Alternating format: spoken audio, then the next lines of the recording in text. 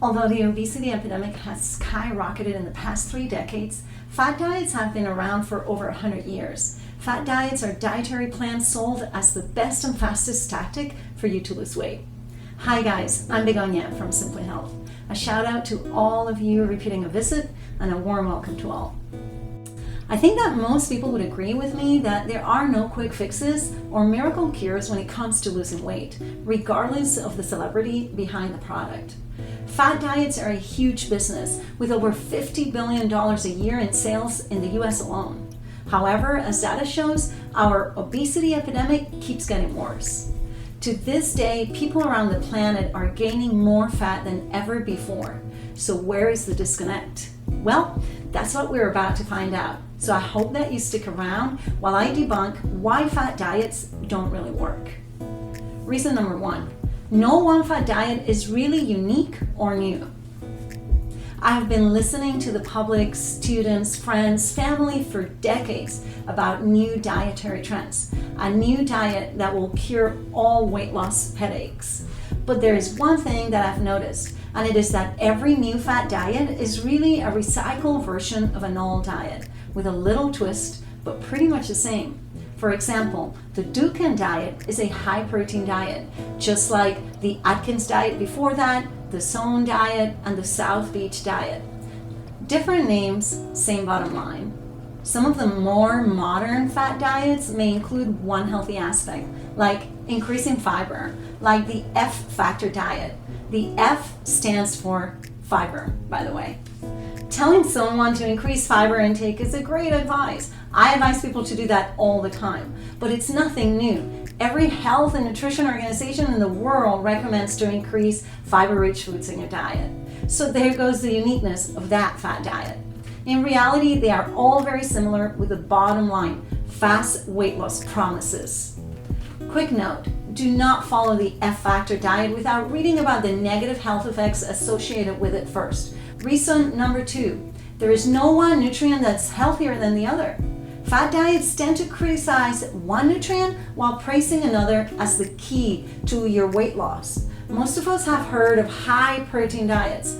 They have made this nutrient to be the most beloved by the public, while carbohydrates the most hated. Thank you, Dr. Atkins. We need a variety of nutrients to keep us healthy. Carbohydrates are an essential nutrient. We need them not just to survive, but to thrive.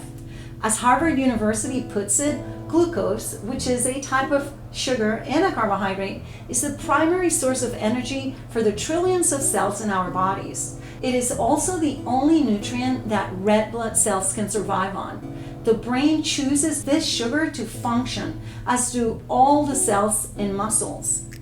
But I am not trying to vilify one nutrient while defending another. I'd be trying to defend protein if the roles between carbs and protein were reversed. The fact is that there is no one essential nutrient better than another. The scientific evidence is abundant and clear. Low-carb, high-protein diets aren't more effective than a normal diet in keeping weight off. Science shows that after 12 months of a weight loss plan, the low-carb, high-protein diets do not win the race. People following these diets lose as much weight as those just lowering their daily caloric intake. Reason number 3, fat diets come with products that you have to buy. Before you follow a diet, consider the nutrition knowledge and background of its proponents. Fat diets will want you to purchase their product for the weight loss to happen. Whether it's a powder or a snack, a prepared meal, whatever it is, there is a catch, a financial catch.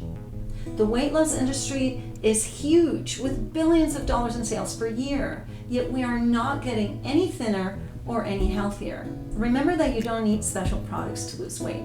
Always check the evidence behind these products from a third party, not from the company trying to get you to buy their product. Reason number 4, restrictive diets do not work long term.